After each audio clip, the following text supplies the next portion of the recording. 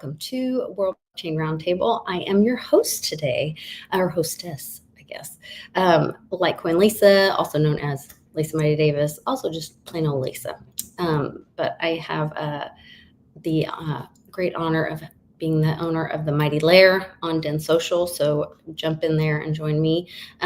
Also to my right, or is it my left? I don't know if my camera's backwards, but over here is my buddy Zach from the Legacy Right, and we've got his buddy Andrew joining him, the one and only, everybody's best friend and mine, Satoshi Sean, and of course Greg from Rivet. So that's our roundtable for today. We have a couple things to go over, all the official things, officialdoms. Today is the 229th episode of World Blockchain Roundtable. Last week, the hosts will receive 166, and each topic contributor from last week will receive 83. William just sent a message that he will be here. Do what? William just sent a message that he'll be here. Oh, awesome. Okay. Sweet. The Emperor is on his way. Woohoo! He said 10 minutes. He better throw some questions in real fast. Hopefully he has time for that. Okay. We're going to stop the podcast. We'll be back in 10 minutes. We'll be right back. We'll give him some time, but that'll be good. Then we'll refresh before he comes in. So, is he already in? I think I saw he popped up. Did you see? I didn't get No, it. he said he's driving. He'll be home in 10 minutes. Oh, cool. Yeah. Oh, got it. Okay. Drive safe. So each host from last week will receive 166 lot. Each topic contributor from last week will receive 83 lot. Last week's theme was nominated by me. So I will receive 83 lot, and ownership tokens come with perpetual passive income, free edits, governance votes. The theme of this week is silver linings. That's a lot. That's a lot. Yeah. So kind of exciting stuff there. And last week was the government shutdowns, right? Blockchain solutions with government shutdowns. By the way, how many of y'all have forgotten that the government has shut down a million times? Well, I keep getting reminded by the news or something, and I'm like, what? Oh, yeah. They shut down almost every year. Yeah, it's like sometimes twice, 3 times. But this is this phenomenon. This is the most. I think everyone is numb to it now. Like nobody cares. It's not like a thing. I think there's probably a tipping point though where it starts to matter again, right? Like, how long do you think the government can not be perceivably doing anything different than it usually does while being closed before people start to go, yeah, I wonder if we really do need this thing. I saw a meme and it said, I'm just waiting for it to shut down. Your paycheck, the government hasn't shut down. I mean, I'm hoping that down the road it actually shuts down. Like Spain shut down years ago. I think it was like 2016 or 2017 for like 20 months or something. Literally, personally, I care that they're firing IRS agents, but that's just me. That's well, I mean, that's the difference. This time is that people are actually being fired. That is true. The crazy part about it, that is a big silver lining, right? The thing people don't know is that the appointment power is advice and consent only by interpretation, rule, and tradition. If they are in fact in session under normal government operating time, right? So as long as they actually hold session when they're supposed to, and there isn't just stuff not happening. That can be blocked permanently with the advice and consent piece. But as soon as the government closes, they are not in official session during what could be plausibly called an executive emergency when they need the Senate to make these appointments, right? It doesn't matter that the emergency is created by the fact that they're just obstructing everything, right? As a matter of political warfare. Hello, he can stuff the stuff through, right? So all of those firings they wanted to do with Doge, he can just go back down the list and check them off, right? Well, that's how he got his appointments through. was the they frustrating them thing closing that the we Senate. always focus on, is sort of the fact that he doesn't seem. 'Cause I feel like this is my frustration with it. I don't know if you guys see this, but I really get frustrated with the fact that all of a sudden Trump doesn't want the government to close. You know, like, why is it that always the party in power wants it to close or doesn't want it to close, and the party that is out of power at the moment wants it to close? It doesn't matter. They switch sides. They switch positions on Theater. this. It's flabbergasting. Yeah, I don't know that he doesn't want it to close. I think he's just saying it's the other people's fault. Just to Like, it would have been easy to be like, good, keep it shut, right? If that was, if the point was to kill all the pointless waste, that's a guaranteed way to do it. Because they're not spending a lot of money that they would otherwise be. Yeah, if Trump was the true, if he was the true populist that he came about like in 2015 and 16, he would want to shut it down and just keep it shut. I think he did want to shut it back then. He was like, "Yeah, shut it, whatever."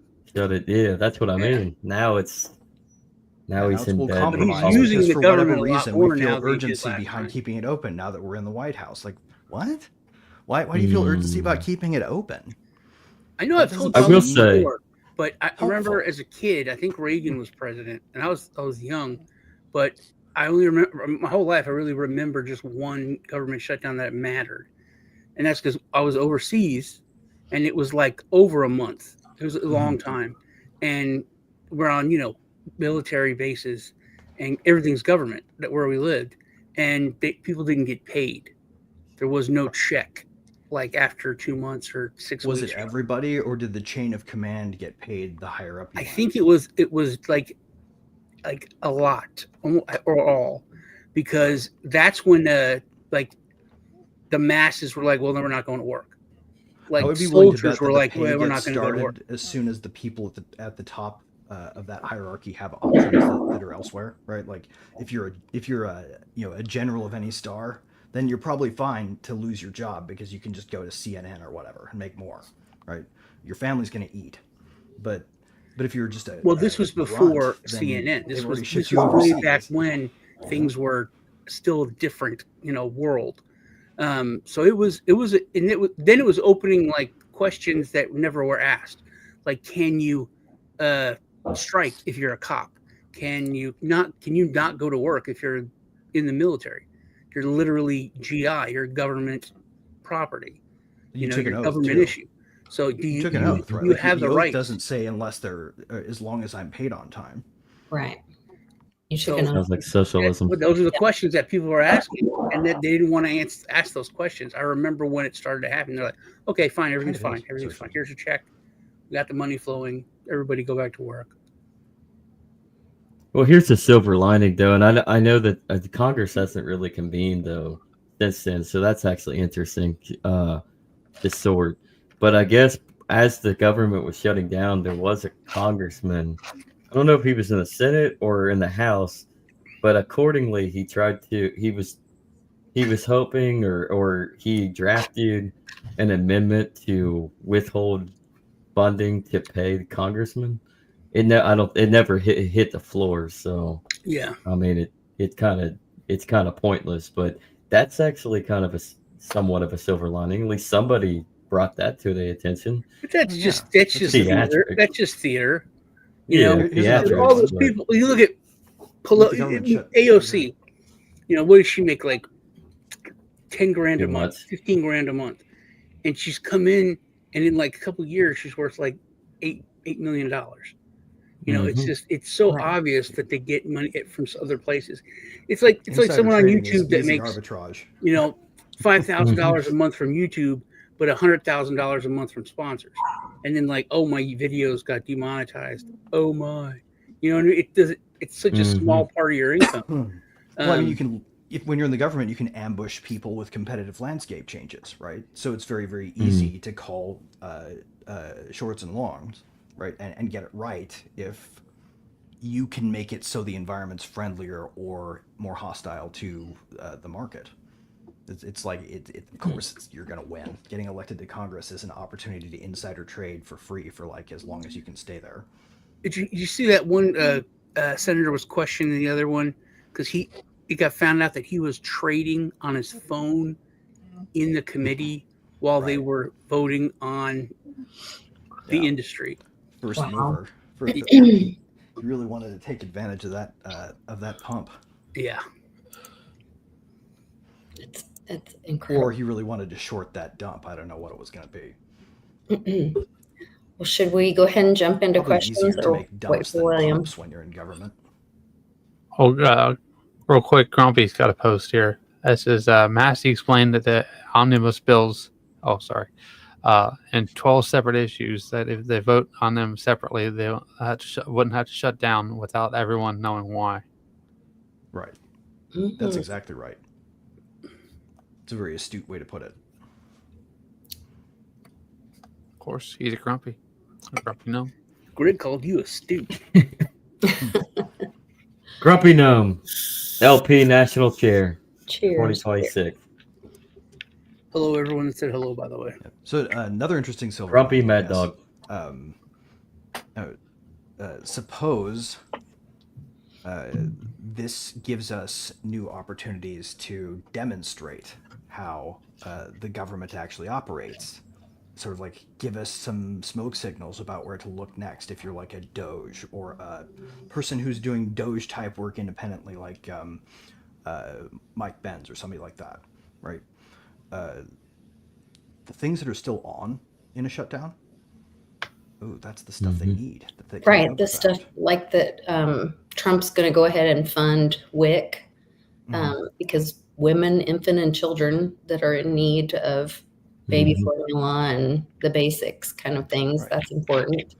But the noise of the sort of like client building class, the handout maker engine is off. Right. All that noise is out of the system, and we can see who the power clients are, because the only clients they don't serve in a shutdown are the general populace. They still keep on with their military industrial cronies and shit. So like right now is a magic time because they don't have a lot of cover for what they're up to. I wonder how, if the longer it goes on, it'll affect the chaos, like war in the Middle East, war in Europe. When is it going to start? If that should be such a low priority on our government's, our lives, that if that's still getting taken care of, how is anything shut down? Well, that's just the sort of stuff they pay first out of the actual tax revenues, right? The stuff that they shut down is the stuff they put on the national credit card. Wasn't the last shutdown under Trump like 30 days or 30 something days? I believe so, yeah. It was one of the longer ones, actually. Yeah, it was like over 30 days in his first presidency. Does anyone know what the longest shutdown ever was? I don't. I don't have it. I'm curious. Timetable. Let's see. Sean, you're on mute. We should make like a LLM a panelist that we can just ask the questions to and see what it says as a joke at some point. 37 days. That's the longest. I think he's talking about Trump's last shutdown. Gotcha. Because I know it was over 30 days. I thought it was 35 or I guess 37.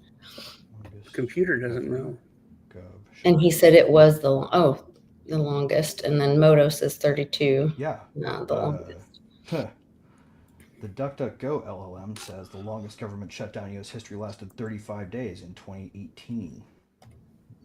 I thought January 2019. Somewhere in there. So that was Trump's last stable year. I mean, whatever you do, don't ask Google Gemini because they will say the wrong thing. They want if you ask when was the last time Ohio State and Minnesota played, or I'm sorry, Washington played, they said that Washington destroyed. It was like 2000. I don't know. It's been a long time till 2 weeks ago. But it said something like it was like 20 to like 13. But that was wrong. To me, this seems like somebody's gaming the way we define shutdown. Right? I don't know. I feel like it would have been easily shut down for more periods of time in like a more close to the colonial period. Right? Like closer to the founding, you would imagine that a shutdown, even if it was like a 2-day one and people just sort of headed home, you'd get them back there 2 months later when they got the letters to their houses and they planned to come back, because there'd be no intercepting them after they left. They didn't have phones, right? Mm-hmm. So there's part of me that thinks they're defining this shutdown so that they can normalize out the slowness of the past. Yeah, it was 35 days because of the border wall. Oh, that's right. Yeah. The border wall was like $7 billion or something. It was such a dumb. Did you guys know number. we defaulted on the debt before? Yeah, I remember that. Like, they actually gave the bondholders a haircut. Like, the bondholders His emperor has arrived in history, and they don't talk about it ever. We're so glad to have you here. Thank you, everybody. I guess mic check. You can hear me okay? Glad to have you. Silver moons behind me. Silver coins behind me. Right. Hey, I'd be a grumpy nun too if I was wrong before. I missed the last 15 minutes of conversation. So we were just trying to unpack what existential threat to the government hides in it that makes sure that the one thing it always does is stay open for or stay open for periods that usually, or keep from closing, I guess, for periods that usually exceed a month. Like, it's about a month. Meanwhile, they fire all the landscapers for the national parks. It seems like there's like something special about the government there that they don't want exposed. That's like dangerous to keep closed for too long. Well, the Council on Foreign Relations. Oh, yeah. I was gonna say. Well, Massey's got the votes to release the Epstein files, whatever's files, however you want to define files, or but they want to keep it. Johnson wants to keep the House closed so that they don't bring that to vote, which isn't going to go anywhere because the votes probably won't pass in the Senate, and Trump. I thought they sealed it. I thought they sealed them the day Kirk was shot. That's what I heard too. So accordingly, yeah. I guess do we want the files, or do we want? I know it's nasty, but it needs to be exposed. But it's not the files we want; it's the video. No, I know you're right. Yeah, I want the name. We need to be having image recognition AIs trying to fingerprint the people, right? Not victims. So that we can make sure the victims are okay. I just want to see people that get might arrested. still be going through it, right? Like, it could not be over. I just want people to go to jail.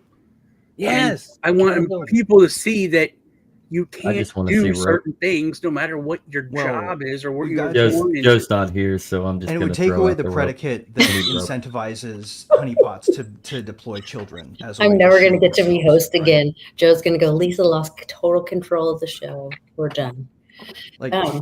Do we want to get into questions real quick? And then I got to ask Zach one question real fast. I have something to add. Do you think the important thing here might be that it actually just removes a shield or an incentive for the CIA to set up honeypots with kids because they know that they have the federal law protecting them from disclosure? Oh yeah, yeah. I mean, with that I don't know, man. What if all the crazy stuff is true? I mean, the psychotic stuff. What if it is? No. I mean, like, what if you've been eating children?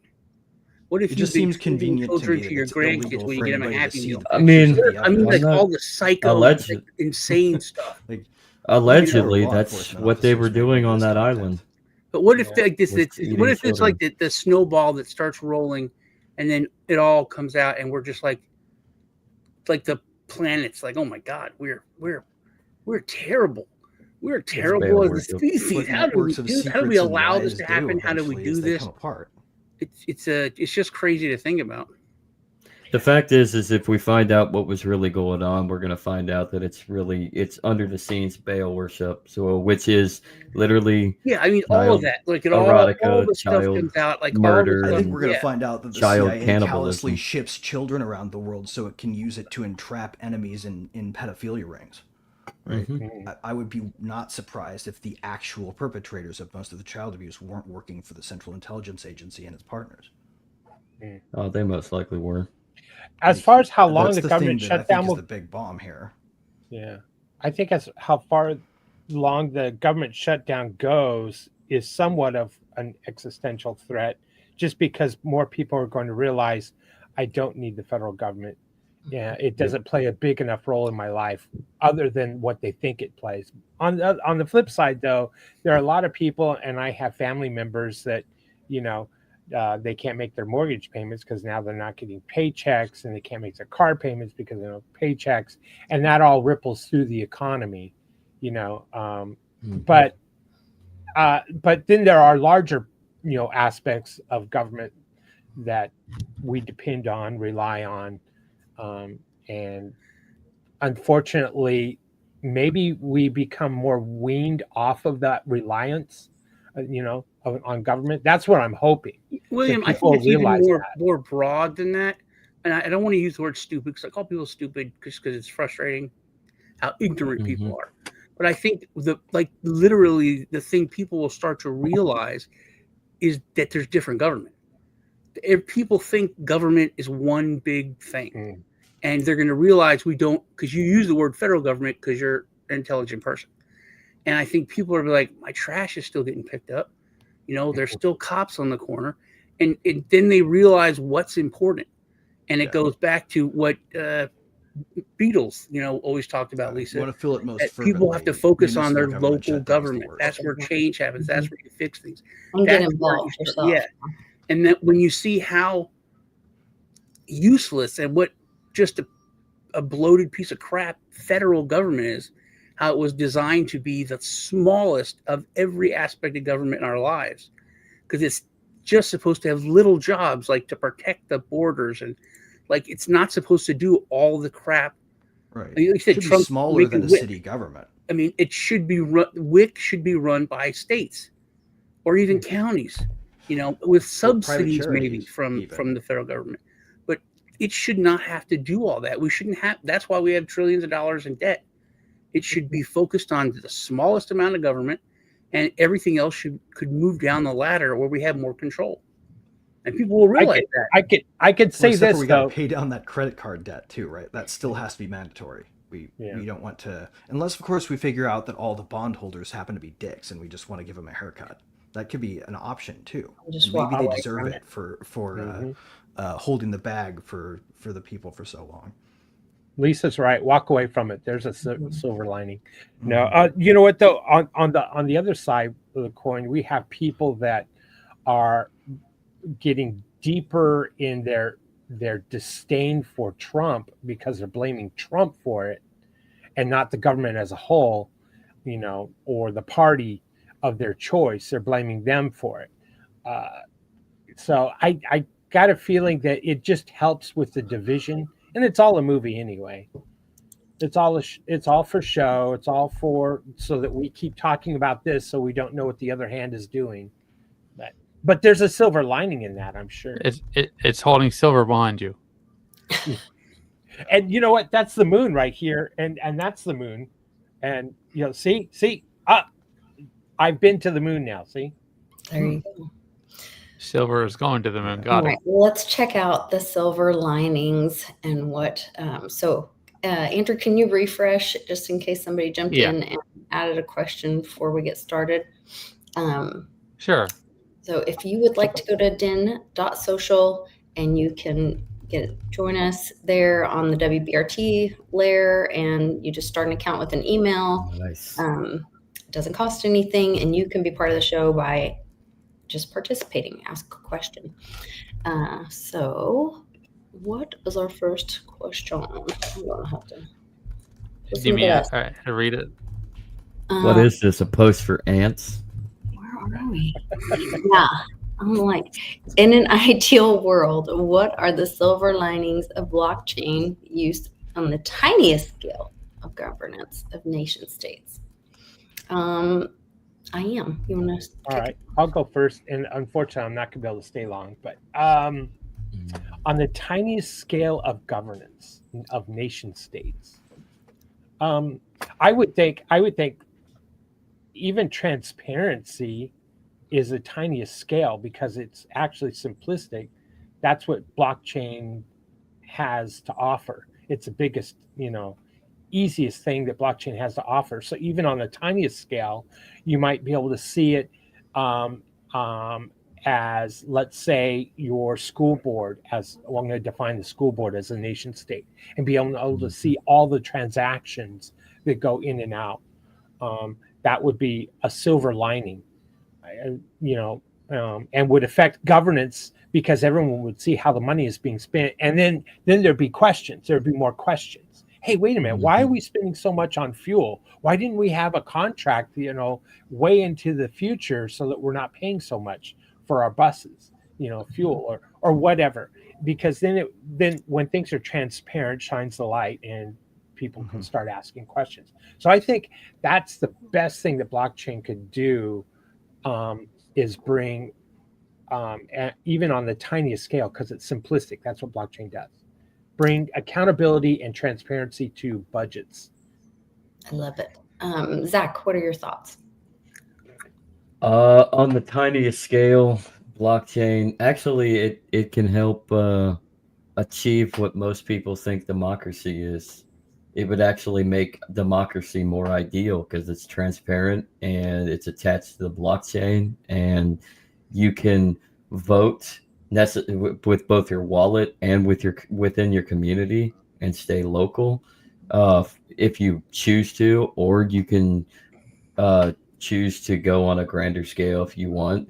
But yeah, you would have the opportunity to actually see what democracy in its fullest action could be if we held together with a blockchain technology utilization. Greg, what do you think about what on the tiniest scale on the issue of governance for nation states? I've thought about this a lot, actually, and this is one of my favorite things about blockchain that I never get a chance to discuss, so I'm kind of jazzed. The biggest thing that you would get would be the ability to have open source contributions to the way our governance system works operate like a software project. So you could do essentially pull requests on government procedures and make your comments to how the government code works, right? When you have a comment period or something like that, along with a constructive suggestion about how to fix the code.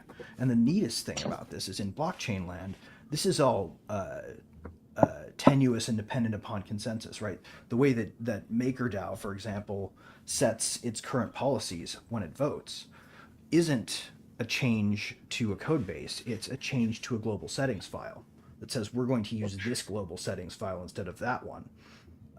And the new one is valid so long as the majority, the voting rules for it, that level of vote is maintained.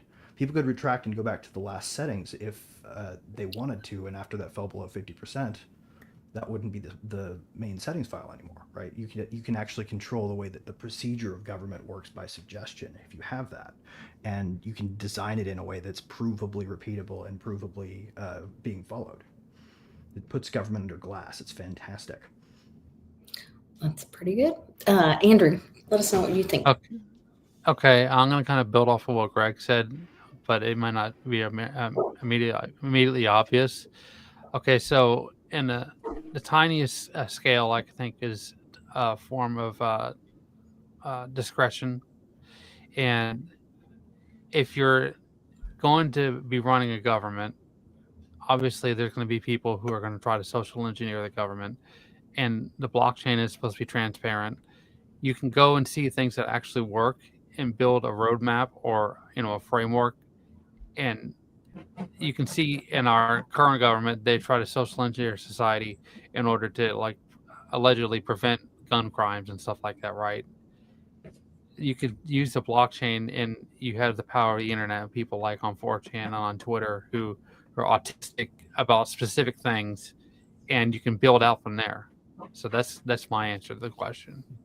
That's great. That's great. Totally. Sean, that's a really good point. Can you add to the conversation? Oh, you're muted, honey. Yeah, no. Okay. Sorry. Okay. The show is World Blockchain Roundtable, and so many questions. We try to make things sound, smart and go in depth, but every answer is the same answer for years now. It's just transparency. That's what it does. And the things we can expand on what that causes, But Randy in chat said it brings more accountability. That really is what it does. It's just transparency, and it's transparency in everything, that the tiniest scale. And you can look at different, like we're talking, whoever said like school board. I mean, we have the minutes that people take, but it's shorthand. It's very, no one knows what it is. If you don't go to every board meeting, you're not going to know everything. And with blockchain, it's just simplified, and you know who approved that book coming into the school system, who's the one that requested it. Did they have a connection to making money on it? And if there's things in it that are inappropriate, you know who to hold accountable. Where if you go and say who approved this, they could say, hey, we don't know. It was a group decision. We voted. It's all clear. There's transparency. You could say, hey, it was Tom. Tom's the one that signed off on this. Tom wanted it. Tom, we're voting you out next time. You're a crazy person. It just, it's Sean. Can I ask you to address the one angle that that goes unsaid, right? The fact that somebody could say, okay, yeah, we agree, transparency could be awesome, but why does it need a blockchain to be trustworthy, right? I think that's the question that we don't answer as often. Because it's immutable. It's also immutable. But that's the point that Randy's bringing, I think, in the chat, is the accountability. You can create accountability with a blockchain. Right. The transparency is there, but then there have to be consequences. The if then. Well, and you design systems so that like there's no way that when somebody does X, that Y doesn't get emitted as an event that gets recorded on chain, and it gets recorded in a way that fingerprints who and what they did. Right. The contract if you design it like that, then it doesn't matter if they lie. That's something we've never had before. Is that you can have instant consequences. If you and that goes to what Zach said, they don't need to verify. Is to have that voting mechanism, that true democracy. It can streamline so much. If we as a we're keeping this small. If we say, hey, we don't want any porn in our elementary schools, and then one of the school board members buys a book and there's porn in it that we vote on the blockchain, this is pornography, we didn't want this. Instantly, because of a smart contract, that person is kicked off and there's a new election. Right. And they have and also every single book, every single instance of the book that got distributed got flagged and quantified, so you know how many kids got a hold of porn, and you can. But it's all. But see, but under what we have now, we're gonna make an investigation. We're gonna pay for this. We're gonna cost, and then we're gonna look into it. We'll find out, and then it gets shelved and put away. It takes a year. If that exactly. But this could happen in a right day, away. Like Zach was saying, boom, there's a vote. Boom. First off, boom, there's a vote that it's not art, that it's not subjective. We have as the DAO, or we as the community have voted, it is crossing a line. And then because you're the one that approved it, you're the one that brought it into the school. Right. So doing corruption in the morning gets you a dinner time date in jail at that point. Or at least you're off the school, or at least out of the you're not causing the problem for longer than, and not an arraignment in October and a possible jail or court date. And you, like I said, even to get to that arraignment, you have to have investigations. You have to have, and also no media fig leaf, because when it's on chain, you can't go on TV and profess your innocence if it's a public chain, right? Like you can just the answer can be, look at the link, they're just lying to you. Absolutely. All right. Go ahead. No. I was going to say, I'm sorry, I stepped away. Can I change my answer? Sure. On the tiniest scale would be the individual. And if the individual wanted a bigger say in their vote, in their voice with their government, I would point to the umbrella promise, which would eliminate the money, the lobbying, the capture of the representative if the representative had to vote per the registered voters' votes within their district or their constituents. It's also a really novel hybrid between direct democracy and representative democracy. I think without the compromises of either. I think they actually are buttress each other in the way you've set it up. Yeah. That's all I want to say. Great solution. Okay, so our next question is from Greg Lang, Mega Texas ETH. What is wrong with downside risk focused precaution only? Is it good to be critical and cautious? Oh, it's good to be critical and cautious, isn't it? You want to kick us off with this one? Yeah, I'll go with that. It's good to be critical and cautious, isn't it? No. Silver linings. Everything is rosy and peachy, and the government is wonderful, and I love my government, and there is no downside risk to having a government. No. You know what? No, we have to be critical. And we have to be conscious. Cautious of power grabs, of digital IDs, of CBDCs in the form of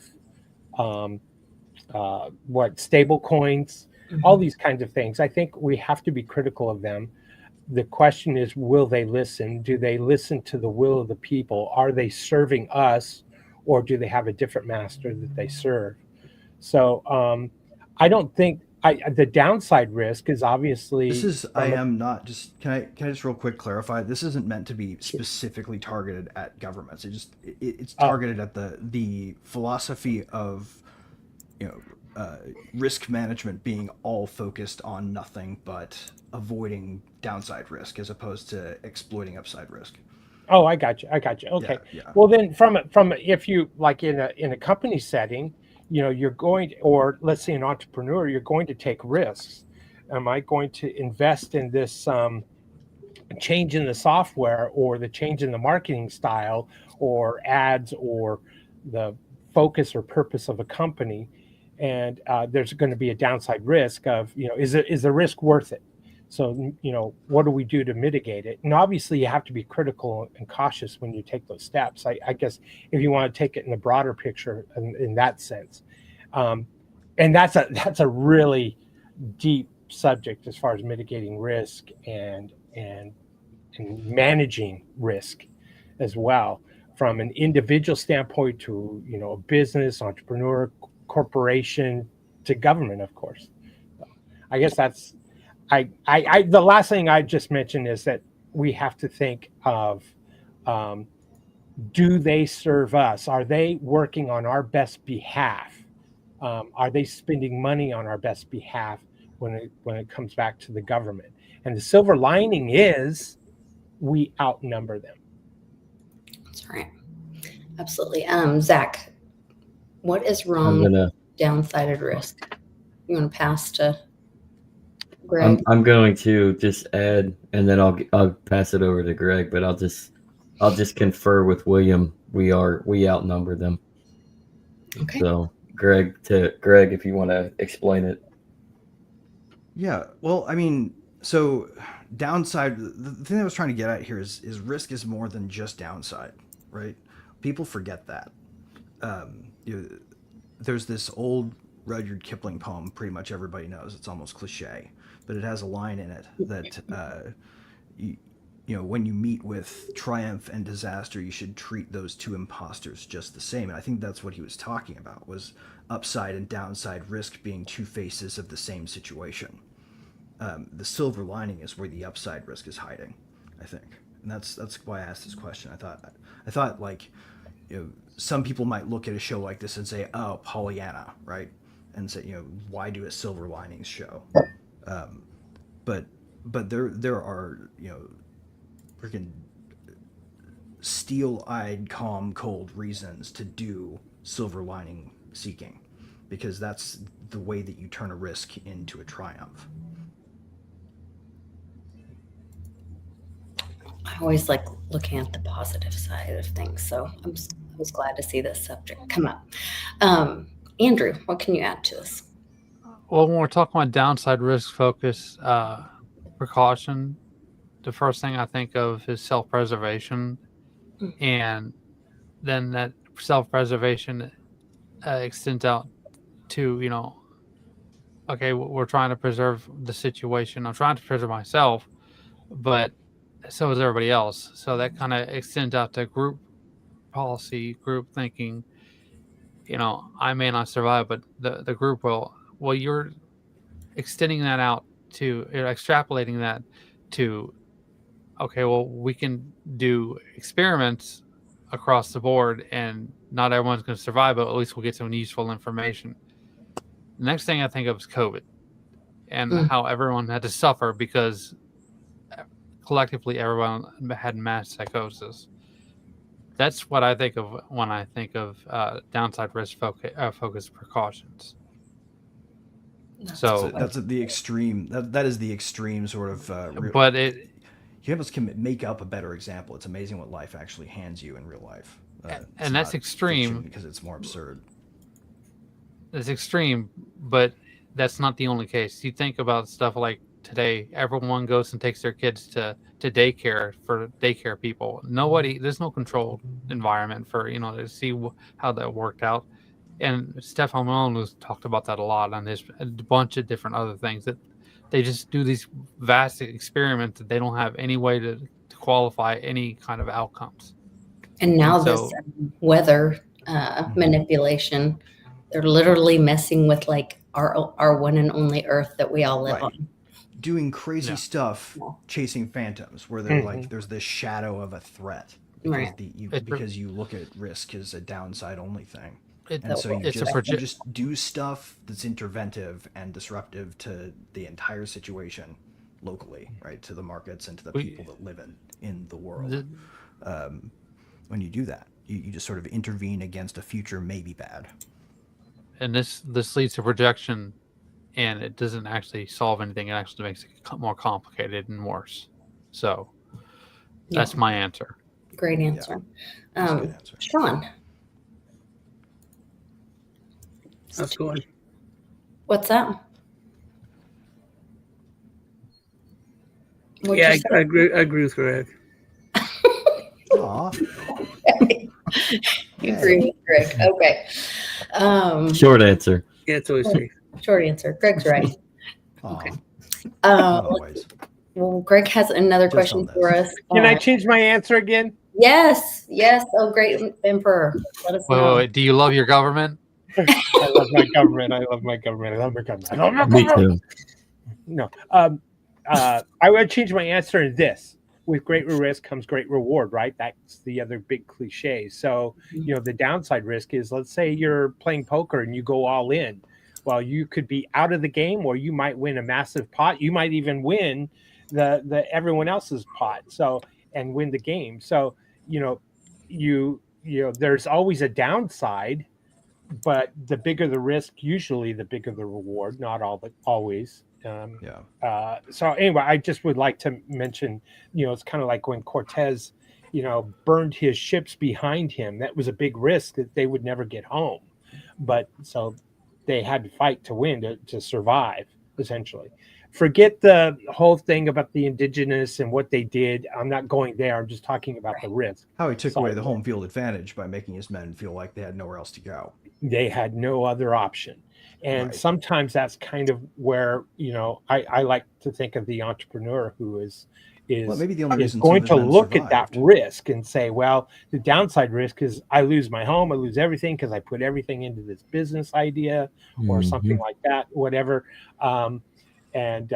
Or, hey, I got this job with the government and I put all my eggs in one basket. All my debt is tied to being able to pay down that debt or make those payments on that debt is based on my only job, which happens to be the federal government, which seems to be becoming a bigger trend that they go through these budget things and they shut down and then I can't make my payments, et cetera, et cetera.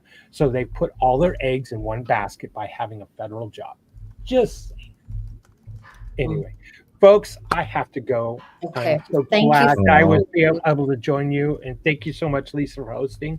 Rock on. Absolutely. Thanks for joining us. I'm glad to help. Silver linings. Remember, we outnumber them. That's right. Exactly. Have a good day, William. Hey, you too. Thanks, everybody. See ya. Bye. Okay. So we've got another one from Greg. Oh, here we go. This one we wish we had our friend Aaron Day for. Surely there is no silver lining to something like a CBDC, right? Is anything actually all rain and no rainbow? So is there anything positive about a CBDC, Zach? I heard it's really good, for like your joints and stuff when you use those oils. That's not the same thing. I've been holding on to that joke since you made the question. So just okay. That I've heard that too. CBD is amazing, actually. It really is. But is there something that's good about CBDC?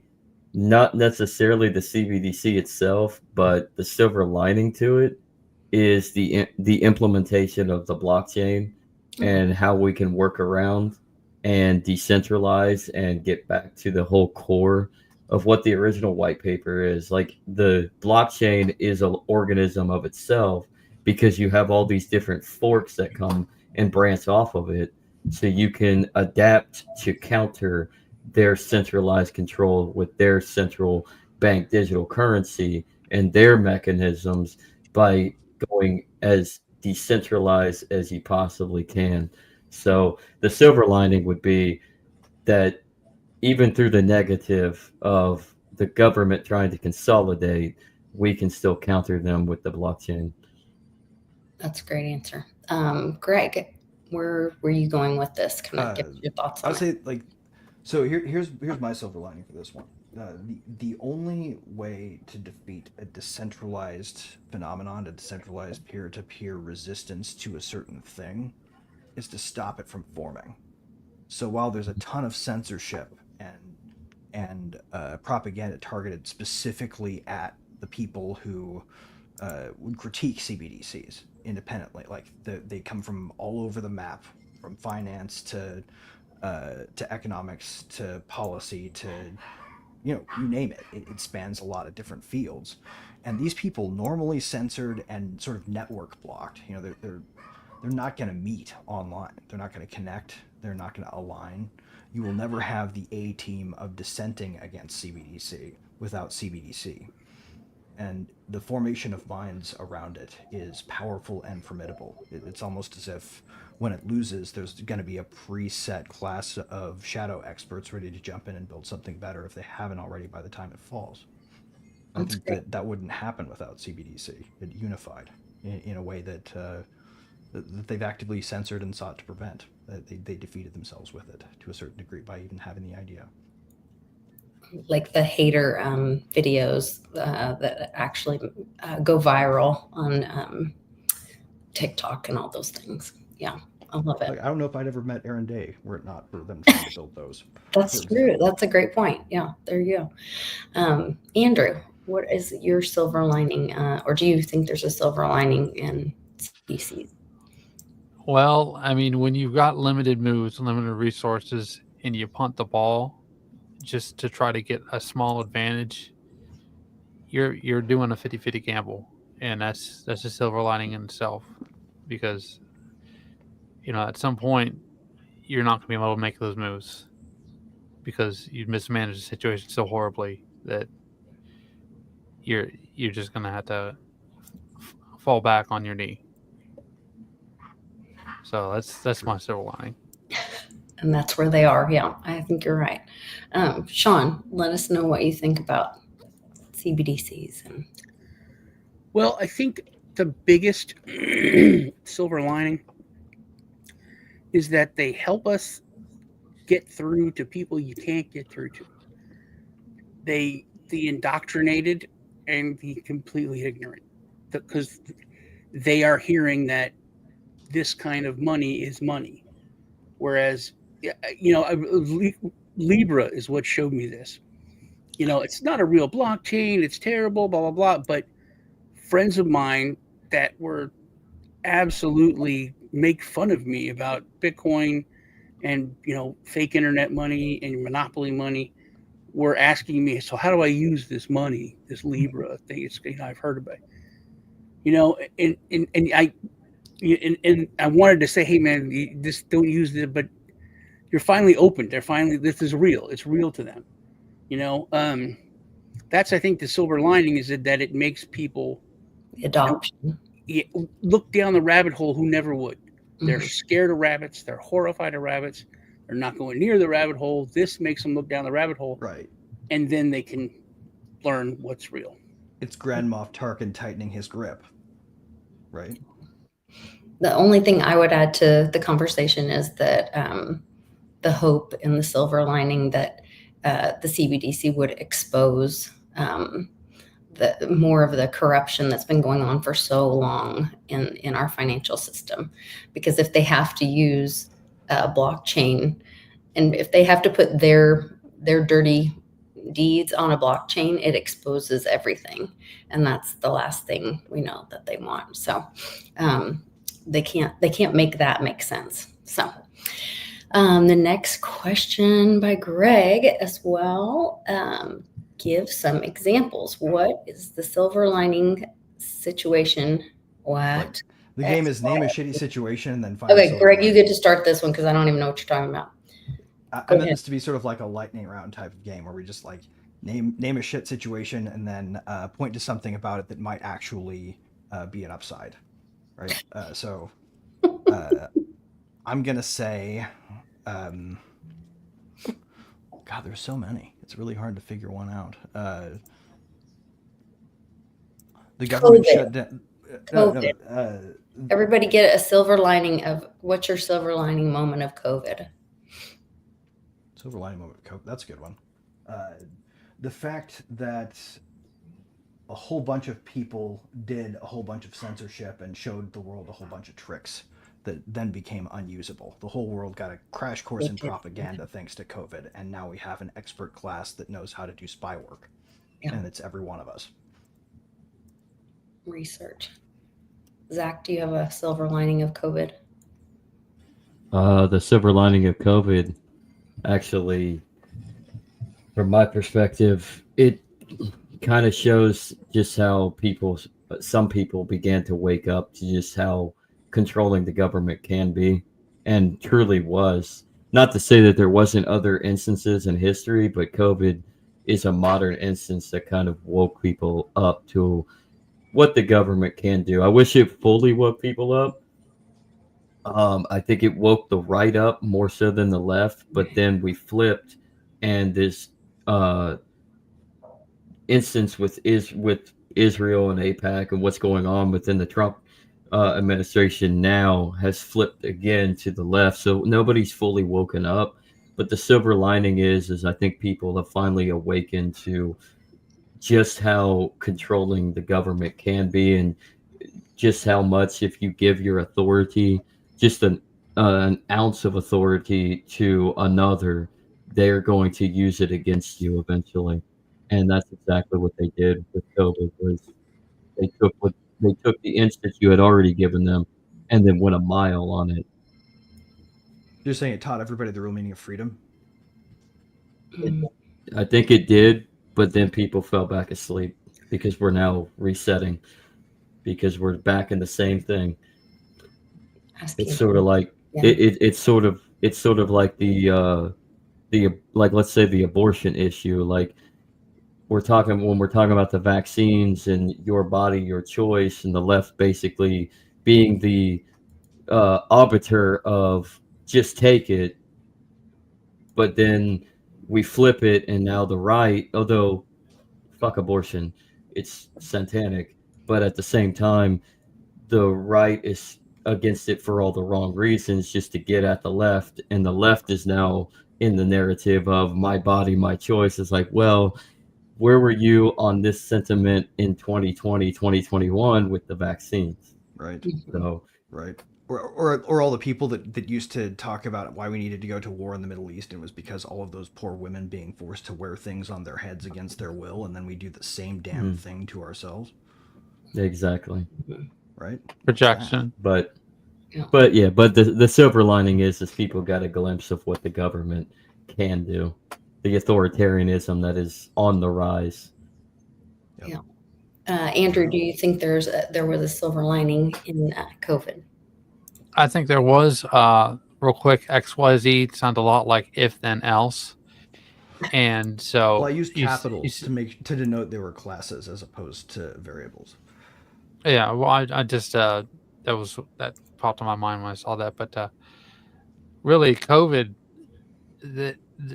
they've got things that they came out behind the scenes, right? World War II, you know, they had weapons and stuff like that that they've been preparing for, and in case something was to pop off. This opened up the gates for people to see. You have to have insurance in case of black swan events. You have to have some kind of contingency plan, and that they're still always up to the same old games that, you know, the government is. That they're always interested in accruing power and control whenever they can, because that's their business. That's always been their business. That we're trying to change it now, but that's always going to be their business for the foreseeable future. Right. So the silver lining is waking up to that, like Zach said, having an contingency plan, insurance, and knowing that you can't be stupid about these things. You have to be prepared. Absolutely. Sean, what was your silver lining for COVID? I think Zach really hit it. It was it's so dark that you have to acknowledge the darkness as well as the silver lining. I think it woke people up to how corrupt everything is. You know, from it's like scientists, that they're just people. They're not, you know, you can't trust them. They can be bought just like a politician. But I think it was also personal. It was personal because we were weak. It was personal because we were all kind of I mean, everybody did stuff that you're ashamed of. You know, everybody gave in. Everybody did something, and then the fact that, you know, people, like someone that you love or care about was a nurse that was doing a TikTok video about dead people, and you know, it's just, you have to, like we were talking about at the beginning of the show. It's like what's underneath is so bad that you have to kind of put it away and ignore it. It's like, no, I don't want to know about it. So we all went through that, and we're like, I'm not going to admit that. I'm not going to admit that my friend that I've known for, you know, 30 years and I love was doing TikTok videos and dancing about, you know, dead people and telling everyone to, you know, get 17 shots. And it was just, we all took part in it. You know, it's almost like after WW2, it's like, we don't, you know, let's not talk about what Dad did during the war. It's, you know, it was something different. We all just followed orders. So that was but now we know. And now it's like, whenever they started talking about the next, you know, thing that's coming, everybody was like, no, I don't care. You know, I don't believe you. And we all felt it was instant. You know, as soon as it said, hey, monkeypox or whatever it was, we were all like, I don't give a shit. Okay. No. Yeah. Okay. Well, I mean, this is why there are practical reasons to turn to the upside, because the downside is always so damn obvious, right? It's centered. Everybody's looking at the storm, and you almost, like you said, have to apologize to the darkness to mention the silver lining, right? Like it's like a precursor to it, where anybody who says anything positive about a situation that sucks has to very carefully couch it in terms of the suck before they even say a thing about the bright side. Right? It's so bad, you have to mention it. Yeah. But maybe that doesn't serve us well. Maybe that reflex needs to be readdressed. Maybe we should develop a muscle towards listening to, you know, both people who immediately jump to the conclusion of the worst case scenario and the ones that look at the bright side the same way. Well, I guess the true muscle that we develop, Greg, is that instant. The next time it rolled around, we were just like, nope, not even gonna mess with it. Not gonna listen to you. Not gonna. I don't want to have any. I don't know. Not. I walked away from this. No, for sure. I think that was something that everybody, which that'll go away in a generation. And this is something that I've been dealing with the past few weeks with whenever Halloween rolls around, the past 5 years, because things have been so hard on kids, ever since then. And we're getting to the point where, like my nephews, this is life. They grew up with this is their normal. They're 10. Mm-hmm. So when they first learn, like we're 5, and it's like, hey, this is how the world works. I'm going to kindergarten. This is normal. I got to wear a funny suit and a thing on my head, and this is how people. And I can't play with my friends, and people will come to my house and arrest my parents if I'm not in my seat at this place. This is how they've grown up for 5 years, and that's. It's really baby's first introduction to the power of police to come arrest you and cage you. Yeah, and it's creating this generation where that's normalized. That's just how things are. So I don't know. It really bugs me. Yeah, it is really silly, especially because parents seem so keen to be beholden to it. Like for me, my immediate I don't have kids yet, but I plan to, and I know for a fact because of how I react to situations like this. If somebody tries to foist how I'm handling raising my kids different, like they voice their way of doing it on me, they're going to face the worst kind of resistance. Not just rejection, but offense at the imposition, I think. And I think that's justified. I think that's how everybody feels when they encounter it. Yeah, that's what I would say that would be kind of my silver lining, is it forced people out of their comfort zones to do things that they wouldn't normally have done. I mean, my husband got fired. We had pulled my child out of public school. I've got 5 kiddos, and I ended up homeschooling one. I would have never done that had we not been faced with the situation of COVID and them putting up, clinic for sick people in my medically fragile child's elementary school. Just the most bizarre, people starting to work from home. That changed people's whole dynamic way of how to do life. And, maybe some moms quit having their kids in daycare and spent more time at home. How about how they used the mask requirements as a DEI teaching tool? That it was very weird. Yeah, that's not a silver lining to me. But for me, the silver lining was that people had a mind shift. It changed things so dramatically of how to do life. And we don't have to spend every waking moment at work. We could work differently. We could work from home. We could spend more time with family. To me, that was a silver lining. So that's true. That was important to me. Family is always a white pill. Yeah. Fellow agoraphobes also got a silver lining of not having to leave the house. All right. Hey, man, brother. That was magic. When they said you're all going to stay at home, I'm watching the news and they're like, there's a shelter in place order. I'm like, yeah, bitches. I stay at home all the time. There ain't no reason to go out and about. Well, I was already a year into doing running a company that you run, but using a remote team setup, right? So. So I was already at home. I was like, oh, so nothing changes except for now I have moral authority over people who want me to leave. Exactly. Winning. All the winning. Yes. So the world remember the good times. Yeah, the other winning is like when they want you to stay inside, but it's like, you know what? I'm going to go for a walk. What are you going to do about it? Yeah. There you go. Yeah. Well, Greg's got another question for us. Silver lining, seeking a dangerous activity given the dark. There's supposed to be an "is" in front of that. Oh, sorry. No, it's okay. I didn't write it there. Is silver lining seeking a dangerous activity given the dark cloud it frames?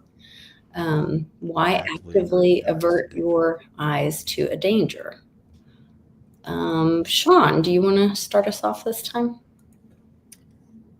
Sure. I caught you off guard. I'm sorry. Yeah. I knew you were going to do that. You knew I was going to do that to you. I'm sorry. I did. So is silver lining seeking a dangerous activity, given that the dark cloud it frames? Why actively avert your eyes to a danger? You can die from drinking water too much. Anything that you obsess over or you go at the wrong way is bad. This is technically, it would be like burying your head in the sand. It's, yes, it could be if that's the main thing you focus on. But if not, it's just looking for the positive and trying to focus on the positive, which helps you get through the negative. So it just depends on the person. I think it's good to look for the silver lining, but you have to be aware of the dark cloud. So I don't think silver lining seeking is dangerous at all, but it could be if you don't acknowledge the cloud. Good answer. Andrew, what do you think? Well, I mean, you have to manage your pride and, manage your risk. And if you're not careful, you're just gonna run yourself right into a difficult situation. And so I think, trying to always find meaning in something is kind of a fool's errand. You have to be a little cautious and a little smart, and you just have to choose your battles. So maybe that's my answer. It's a good answer. Greg, do you want to let us know your thoughts? Yeah, I would say 2 key points here. One is you shouldn't really fear that taking your eyes off a thing that we're biologically hardwired to notice first is going to be an activity that is going to cause everybody to miss the danger if it's not you paying attention to it too.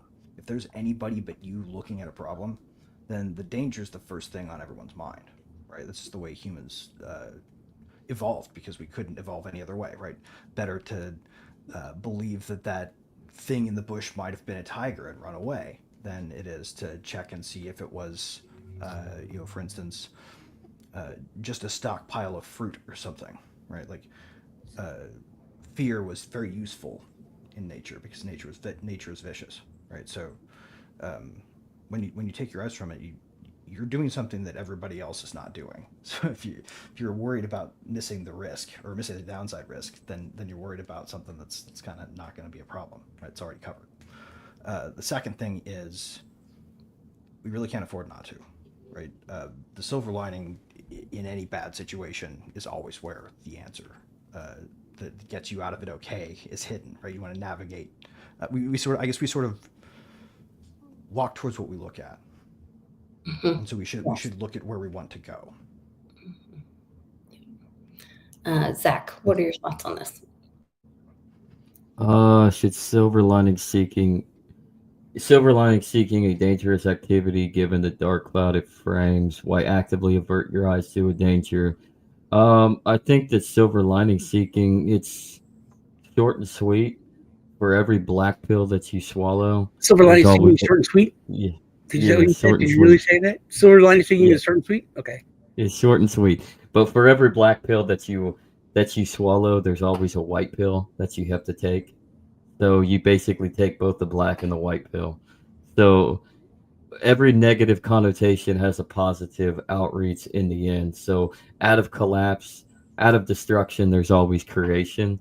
And that's the reason why I look into the lens of the world, especially now, coming back into faith, that through authority of reason and the adaptation of faith, I understand that we're trying to explore and figure out what life is all about and what its purpose is. So you have to take in the negative to extrapolate what is good that's coming out of that negative, because there's always a risk in everything that you do, whether it's positive or negative. So you have to find that white pill.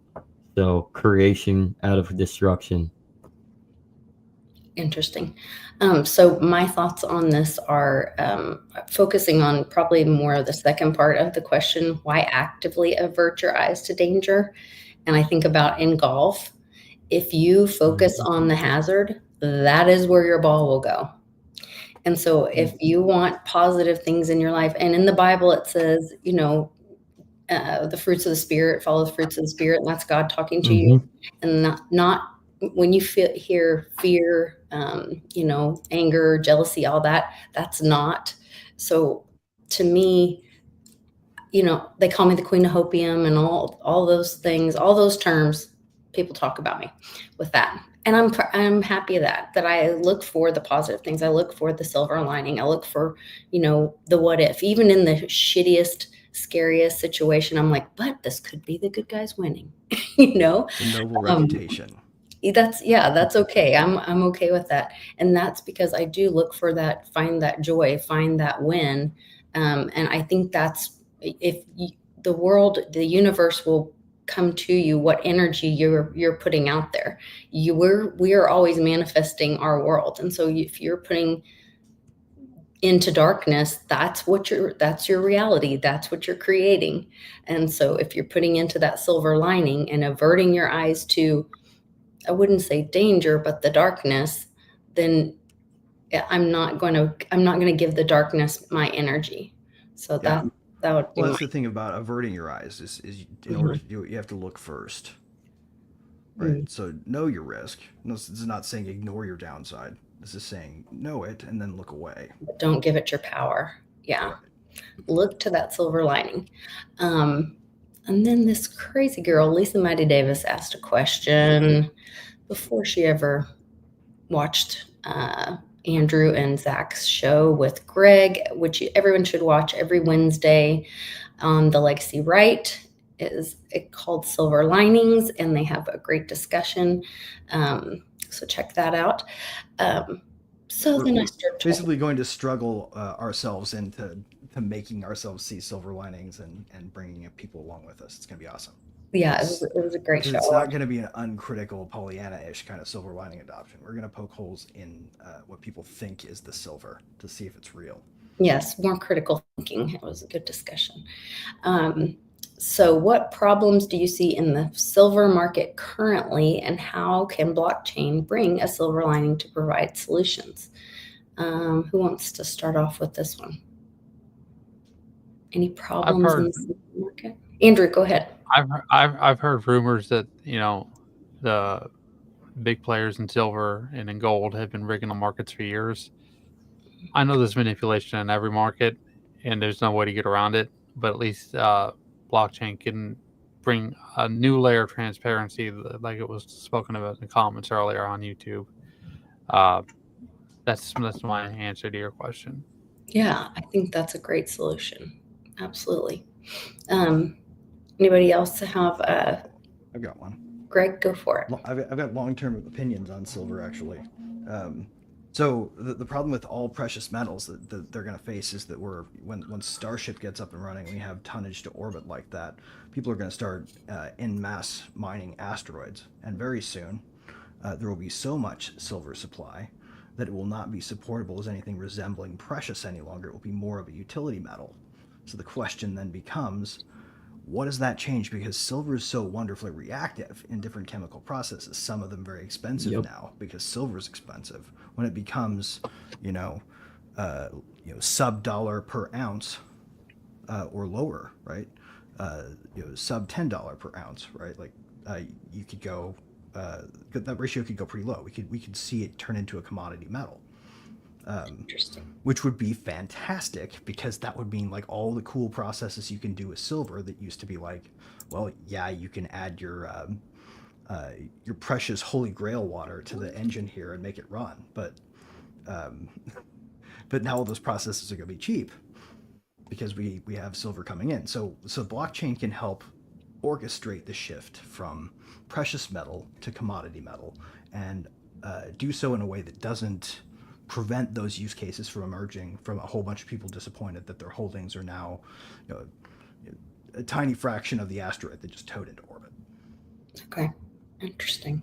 So the technological advances would make up for the loss in monetary value. Yeah. Interesting. Sean, what do you think? You're muted again.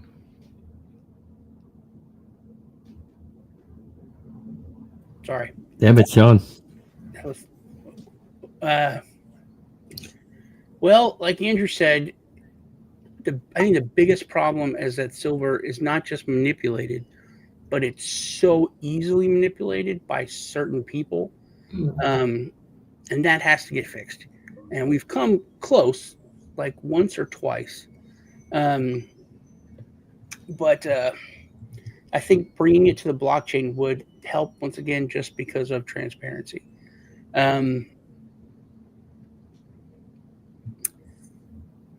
Yeah, that's it. It's just lack of transparency, which causes the manipulation, which is like we've had some of the worst inflation. We've had some of the worst times, like since the 70s, and things were going the way they should go. You know, precious metals were going up, skyrocketing, going up fast. Mm-hmm. Everything was going according to plan. The new kid on the block, crypto, was taken off with that, so it was kind of put into that category as real money. You know, not as debt, but it was compared to gold, compared to silver, and then it's been smacked. It's been manipulated. Mm-hmm. So I think that's the main issue, and bringing it to blockchain with that transparency just it makes that so much harder to do. Yeah.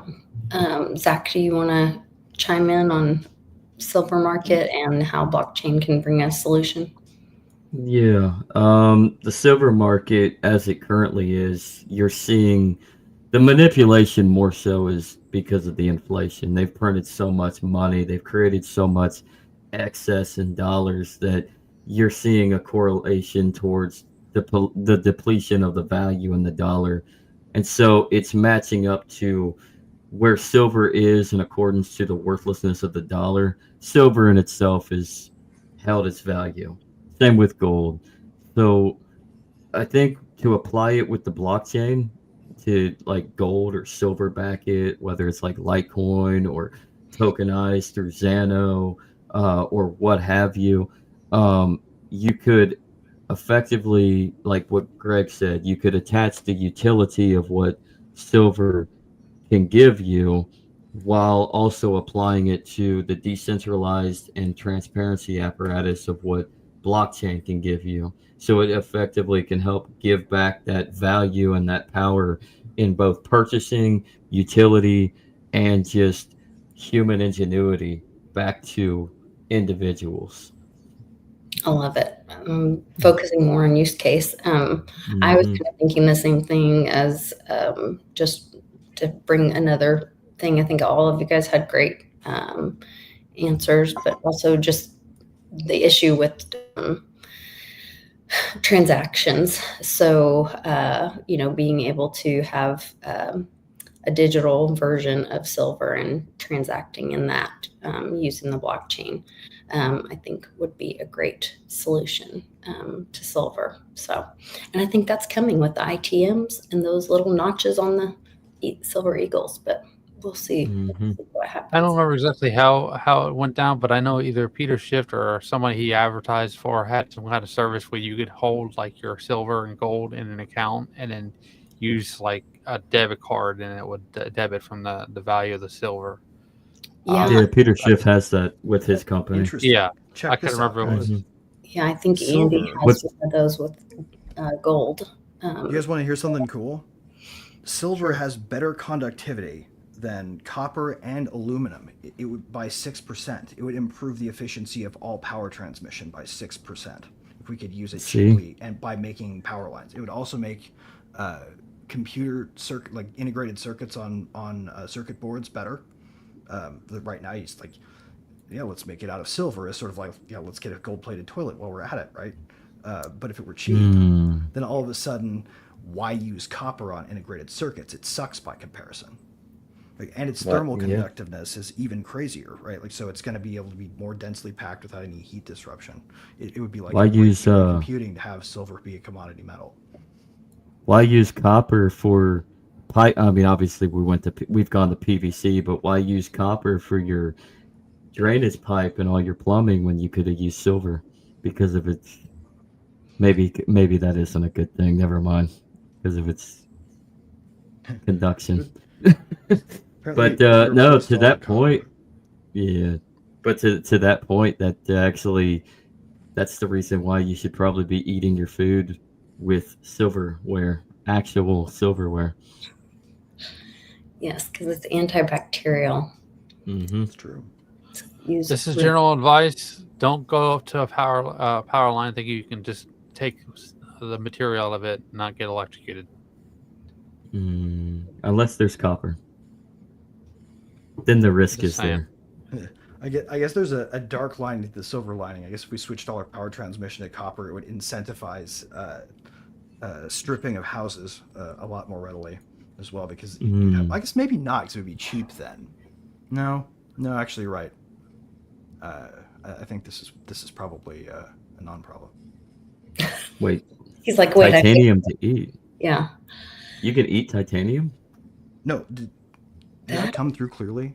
Did that actually come? No, it's the comment. Sound like I said it's the comment. No, comment. I think he's talking about using silver to eat or use titanium to eat. Oh, titanium is to good. eat. Titanium to eat. Mm-hmm. Plus that silverware, that titanium ware is all awesome. Like if anybody's ever handled it, it's really cool. I have not heard of titanium ware. I'll have to keep looking for it, but I do recommend silverware. Definitely. So that's it for our questions.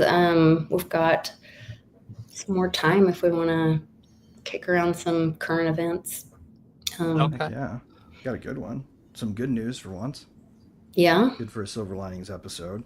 Germany backed off of their sort of wavering on that chat control thing. So they were about to potentially flip and do the thing that Germany's been doing lately, which is slide into surveillance hell. But they pushed back on this particular thing the EU wanted to impose, which would have allowed them to device side scan everybody's devices, like Apple notoriously tried and failed to do once upon a time in the US.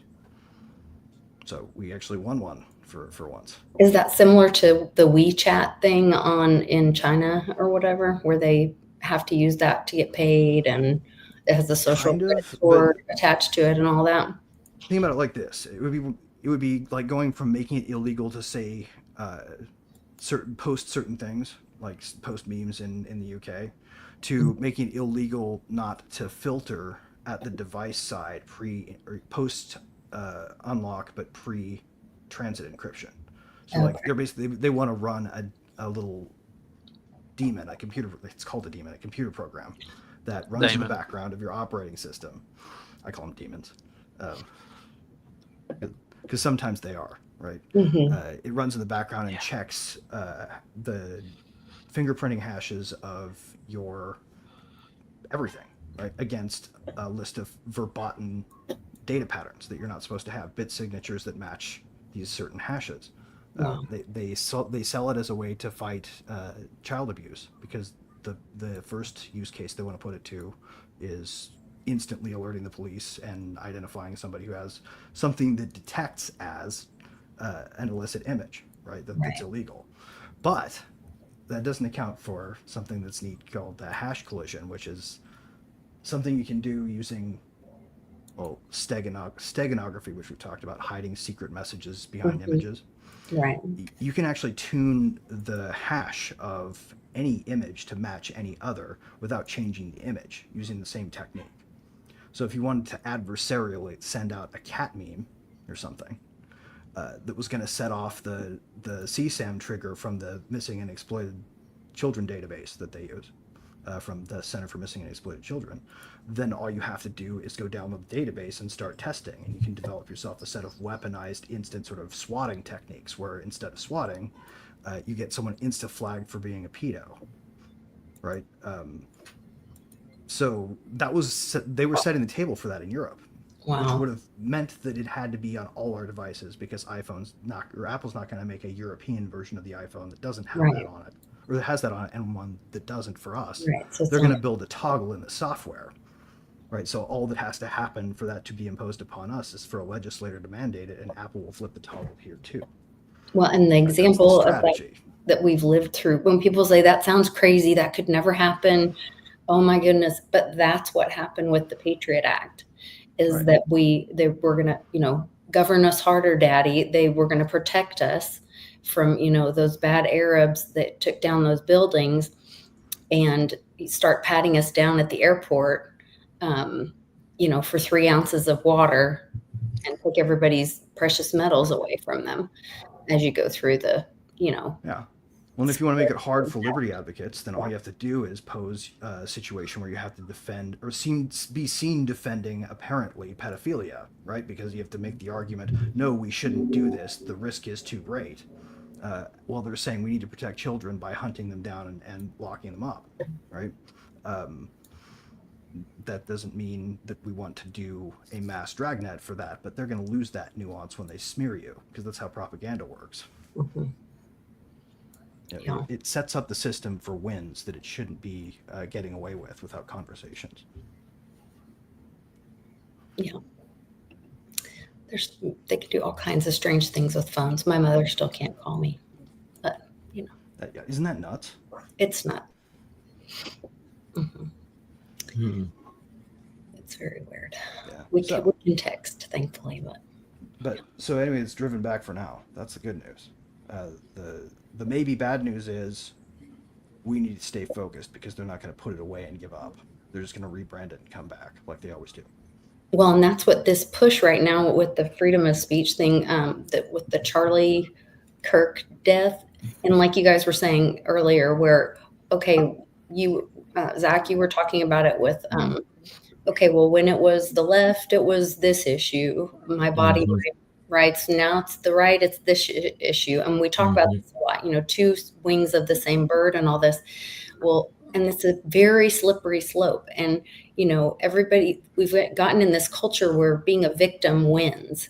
If they're a victim, you can't, the Me Too crap and all that, and you can't call somebody out and say, just the facts. What are the facts? And we are a republic, and you're not to infringe on the individual. And they've gotten this mind shift where, but the victim and the group and the political correctness bullshit.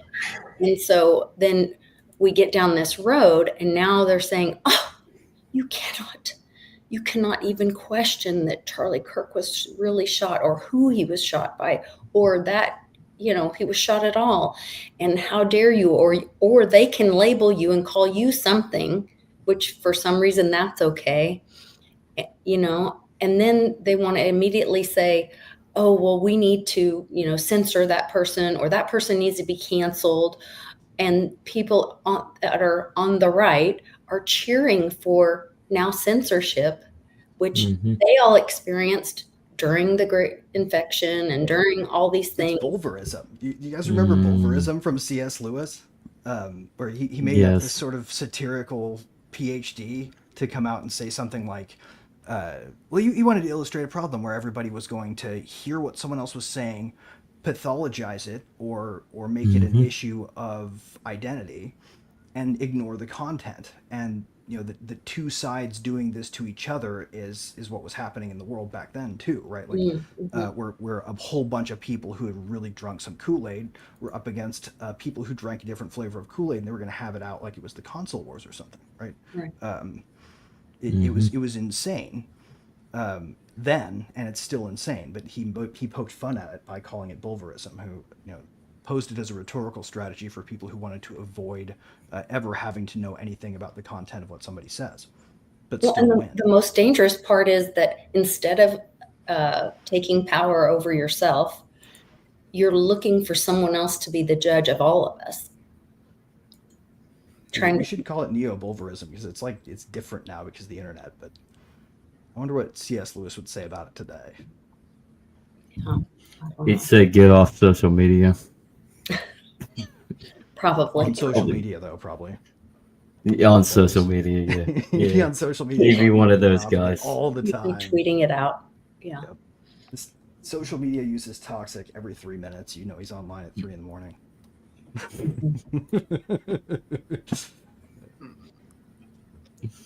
For sure, for sure.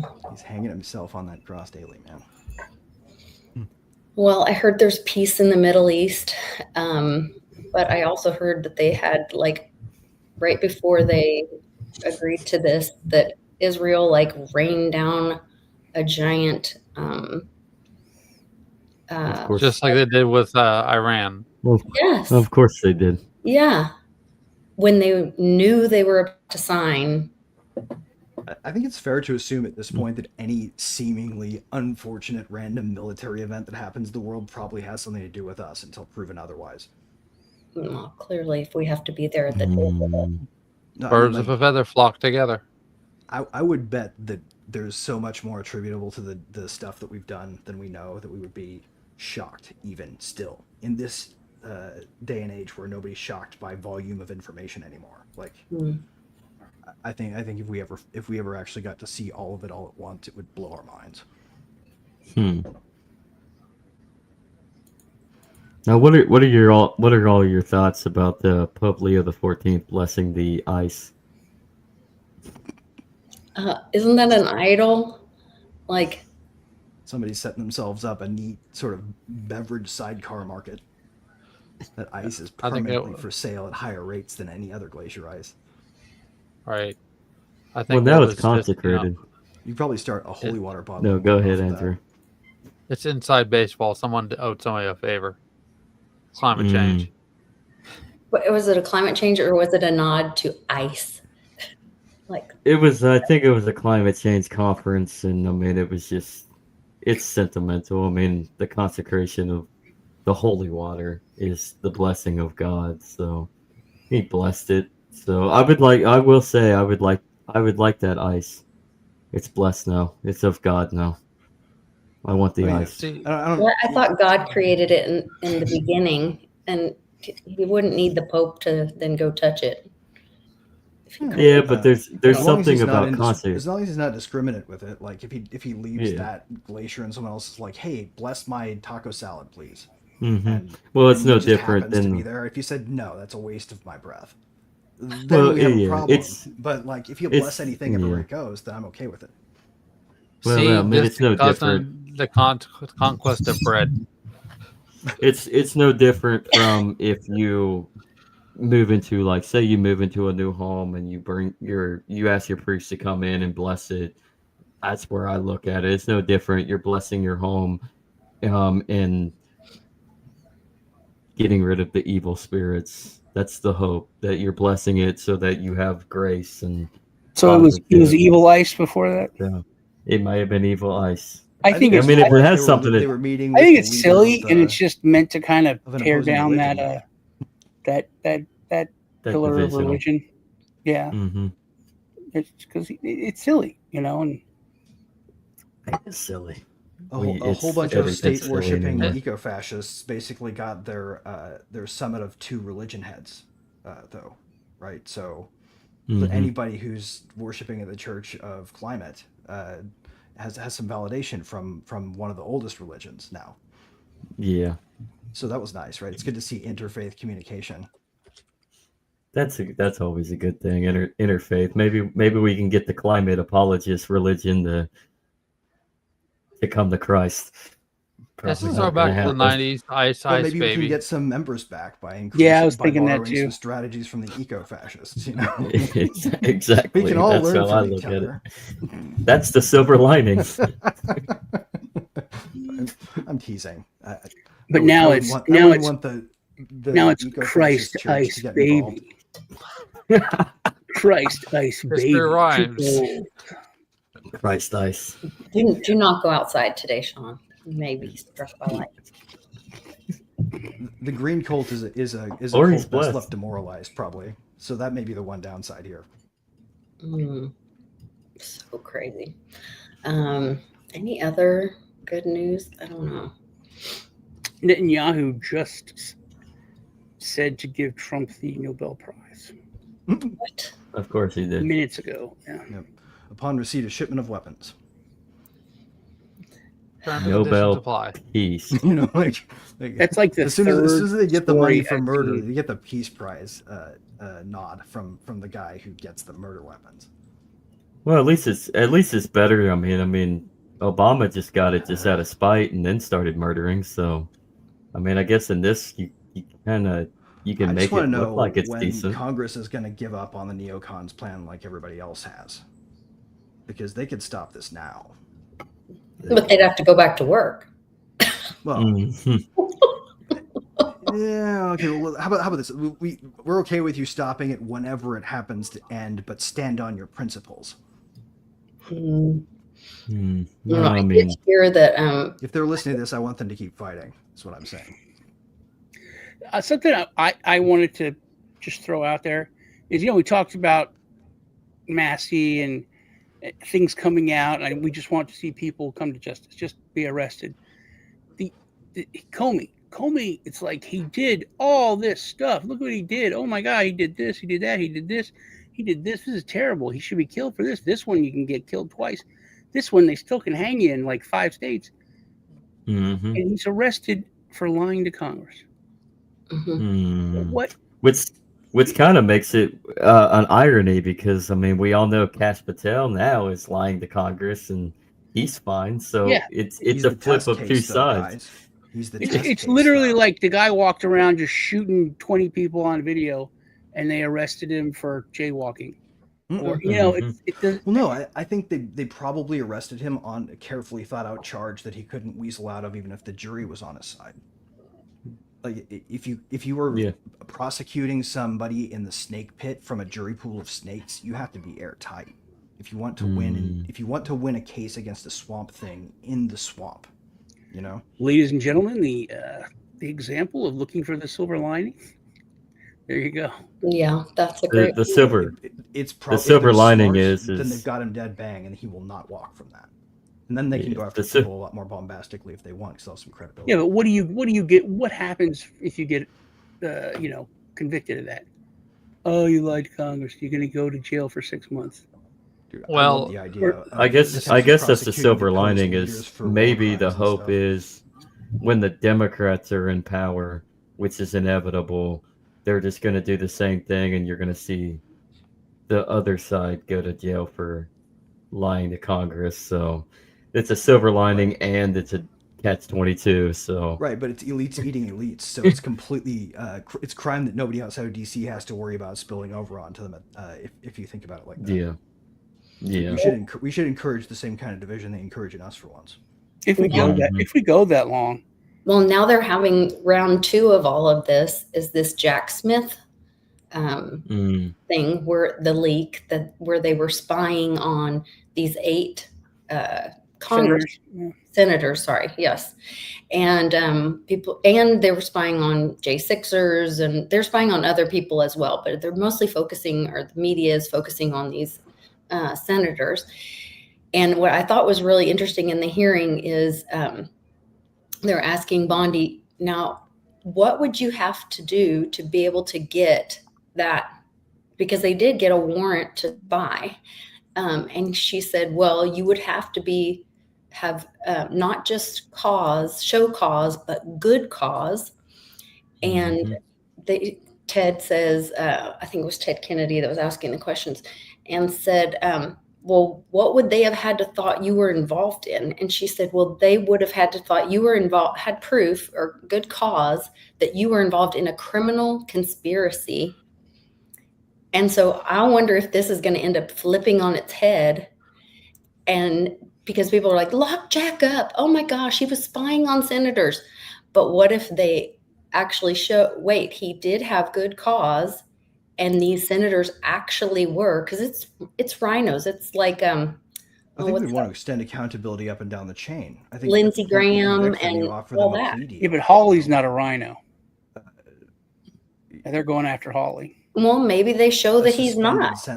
But if they show what they were doing, we already know that these things happen, and we saw that with the Comey thing, and that they've weaponized, the FBI, and misused it.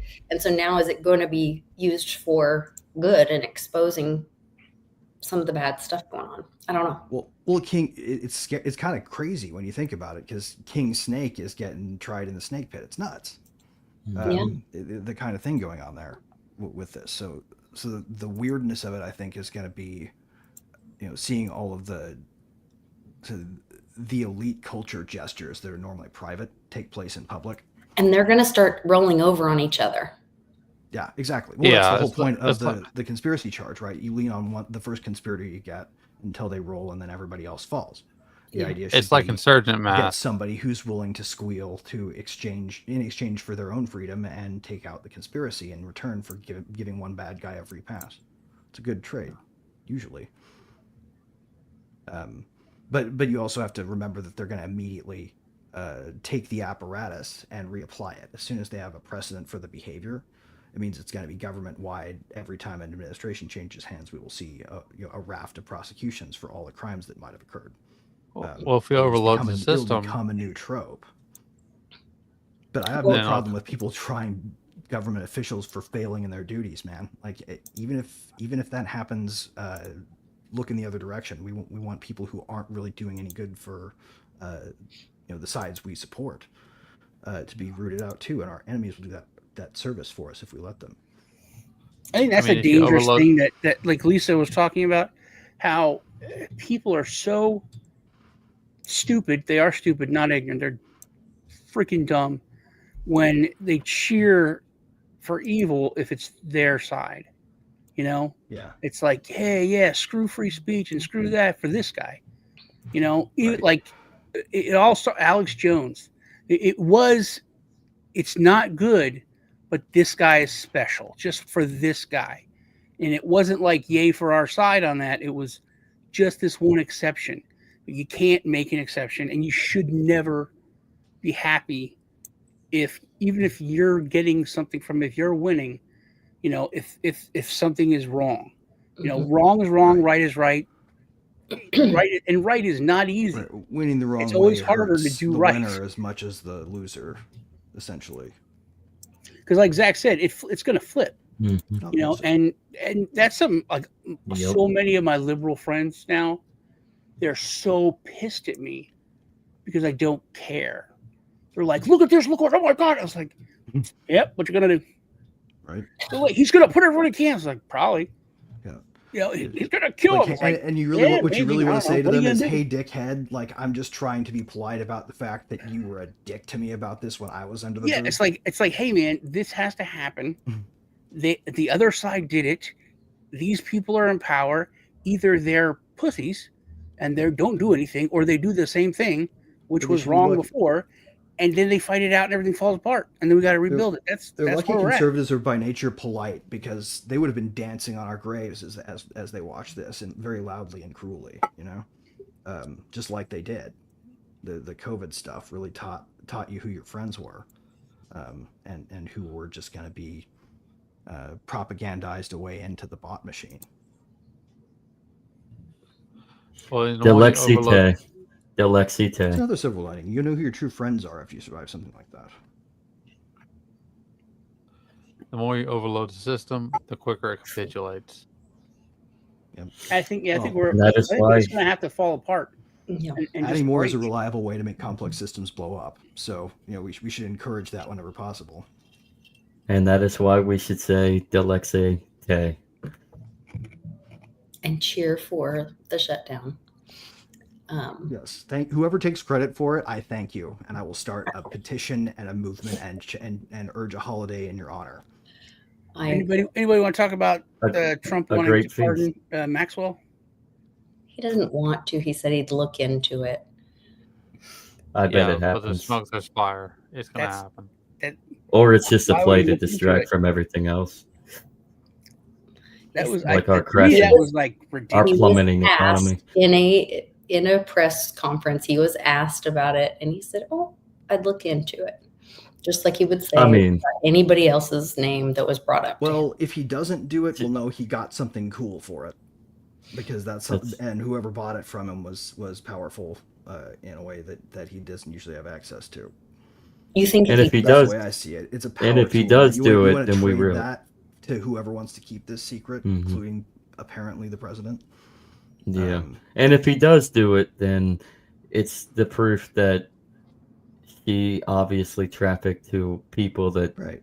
she's He's not got a loaded convicted to gun, traffic. and I right was now gonna he's say that's deciding what whether or not to hang it on the wall.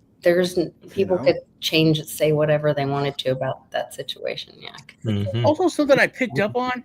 Have you noticed? Because I really always look for like little words.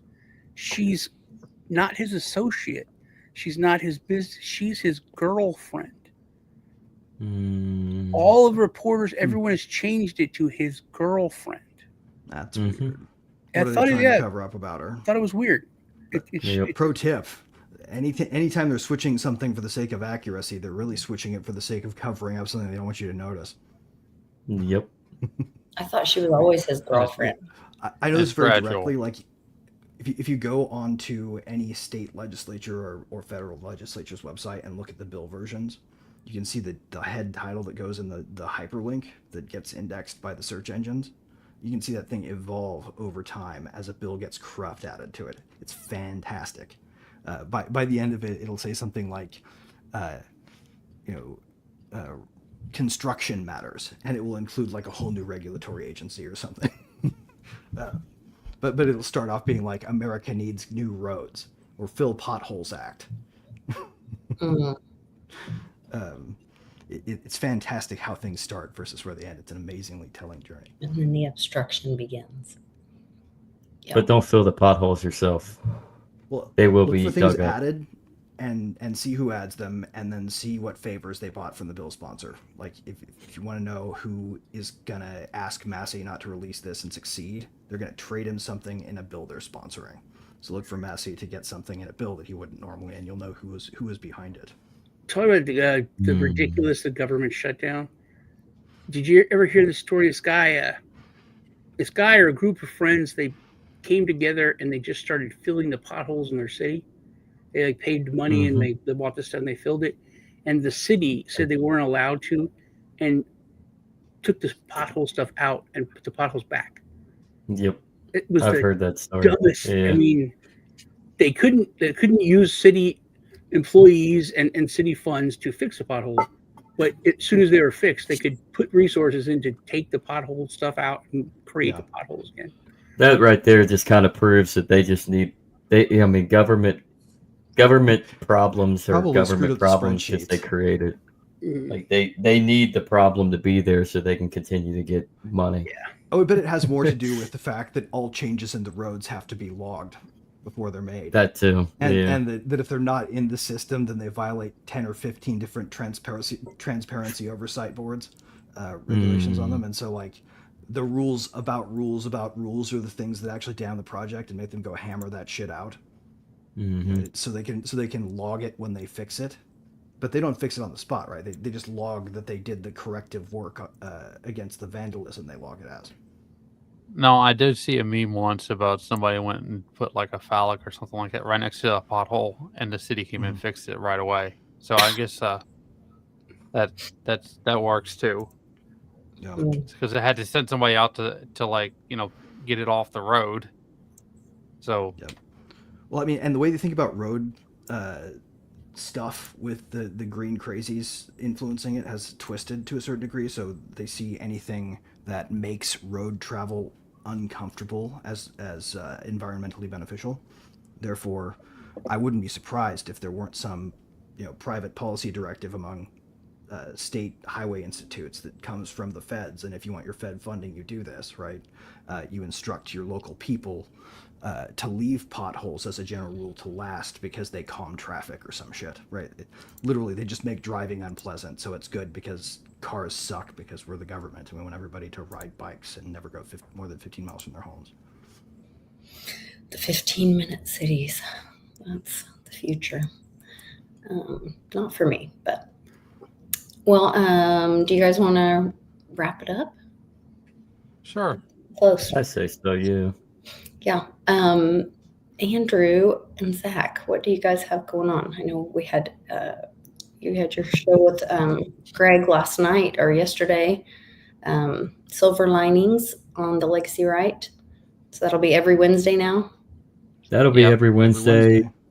Between we don't have an actual start time completely, but at least around 11:30 a.m., 10:30 a.m. Central Time live, and then you can watch it anytime. So, because it'll be up there. So, but that'll be every Wednesday around the midpoint of your day.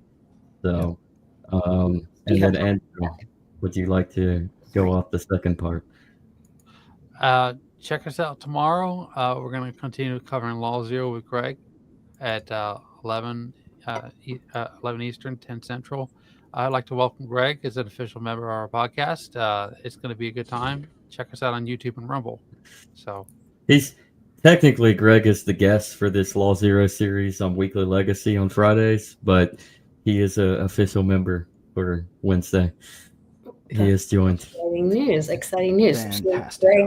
Greg, what else do you have going on?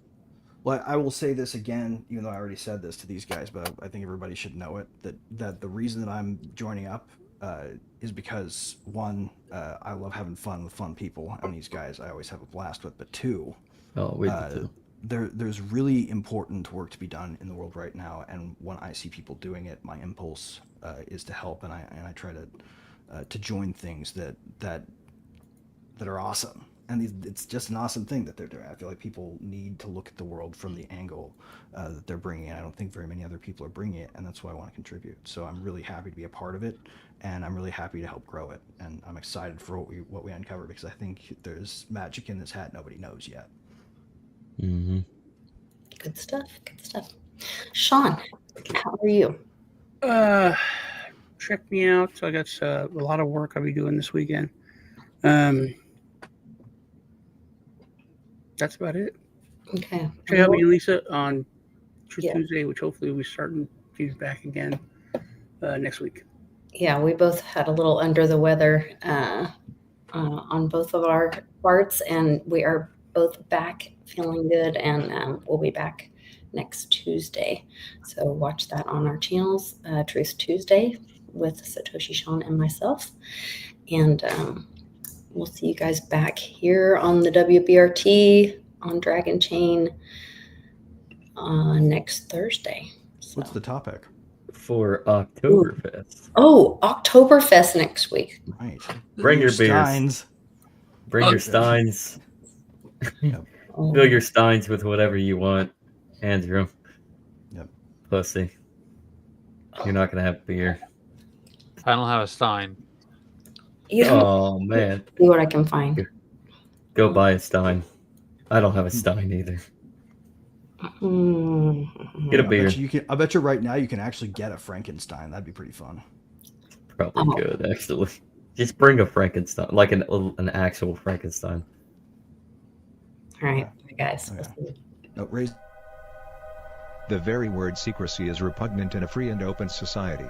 And we are as a people, inherently and historically opposed to secret societies, to secret oaths, and secret proceedings. For we are opposed around the world by a monolithic and ruthless conspiracy that relies on covert means for expanding its sphere of influence, on infiltration instead of invasion, on subversion instead of elections, on intimidation instead of free choice, on guerrillas by night instead of armies by day. Its preparations are concealed, not published. Its mistakes are buried, not headlined. Its dissenters are silenced, not praised. No expenditure is questioned, no rumor is printed, no secret is revealed.